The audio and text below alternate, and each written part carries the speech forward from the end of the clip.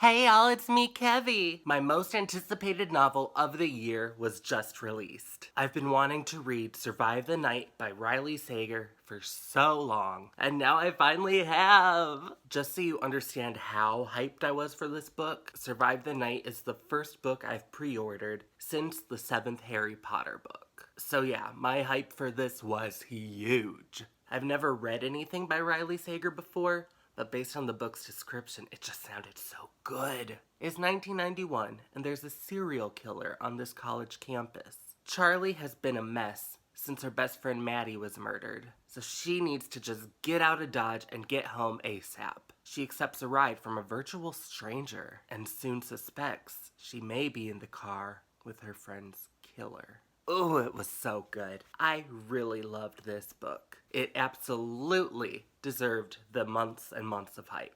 Thoroughly enjoyed it from start to finish. Right away, they establish that Charlie is an unreliable narrator. She suffers from hallucinations that manifest as movies within her vision. It makes it hard for her and for the reader to decipher what she's experiencing and what's a hallucination. I love unreliable narrators.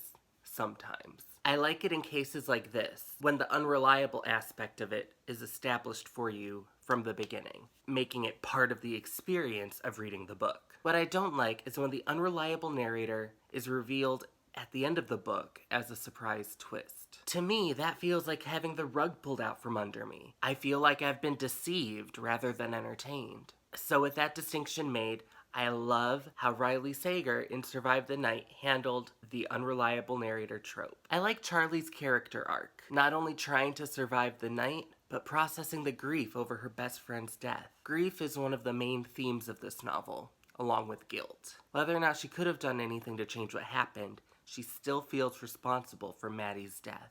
And feeling this blame makes it much harder for her to manage her grief. Many of the characters experience various shades of grief and guilt, influencing their behaviors and motivations. It's a very cinematic novel. The book is broken apart in sections identified by the hour. The individual chapter titles, though, are just the location of the chapter. Interior vehicle, exterior diner, stuff like that. The author regularly points out what song is playing, which I've heard is a writer faux pas, but I recognize that it was used in order to give the book a more cinematic feel. Charlie's hallucinations are also like watching films. They can present as film noir, action, horror, comedy, typically just taking a mundane moment and elevating it to be theatric. This manifestation makes sense because Charlie is a film buff, which also explains the overall cinematic feel of the book. Charlie is obsessed with film, being named after the protagonist of the 1943 film Shadow of a Doubt, and makes tons of movie references throughout the book. Some of the films I didn't recognize, same with some of the songs, but I didn't feel like that impeded immersion. I still enjoyed the experience, just without the earworm being implanted. Survive the Night is brilliantly paced. Despite stretching only 6 hours across over 300 pages, it never feels drawn out or slow. It is an absolute page-turner. As a slow reader, I finished it in 3 days.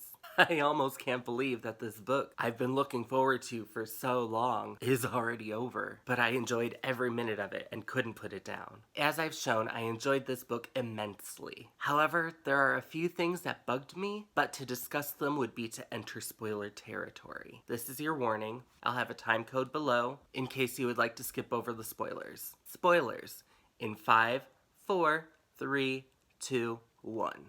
I mentioned earlier that I love the unreliable narrator in this book. Charlie struggling to distinguish reality from hallucination was really fun for me. However, Sager decided to add a second layer of unreliable narration. What we've just read is a transcript of a film adaptation of Charlie's experience. And the last chapter has her clarifying what did and did not actually happen. I really didn't like that, because I loved how the story ended. I literally cried when Charlie visited Marge in the hospital and gave her the killer's tooth. That was such a beautiful moment between these two survivors of this horrific night. But it was a fake moment, just part of the film and not the actual events. That crushed me. The book actually being a movie does make sense, with a heavy emphasis on the music being played, the chapter titles being settings, and stuff like that, but I still didn't like it. Then on top of that, they ended the book by saying Charlie and Josh got married. I am not about that. Early on in the book, Charlie mentioned Stockholm Syndrome, and how that'll never apply to her. But then she went and married the man who fucking kidnapped her. I don't care that he realized he messed up, or that he got shot trying to protect her. He still fucking kidnapped her. He got her into his car under false pretenses, had no intention of taking her to her destination, and then makes her question her sanity and her perceptions of reality. That's fucked up. Whether or not he came around in the end doesn't absolve him of those actions. The film part of the book ends with them going on a few dates. I can almost accept that. But then to go on to say that not only did they seriously date, but they got married and have been married for some time? No. I don't like that at all. This is yet another case of an author shoving two characters together at the end of the book just for the fuck of it. This happens all the fucking time. If a book is written by a straight person, if a male and female character spend any amount of time together during the book, they're going to wind up married. I hate it. It's so basic and boring and unoriginal and stupid and just needs to stop.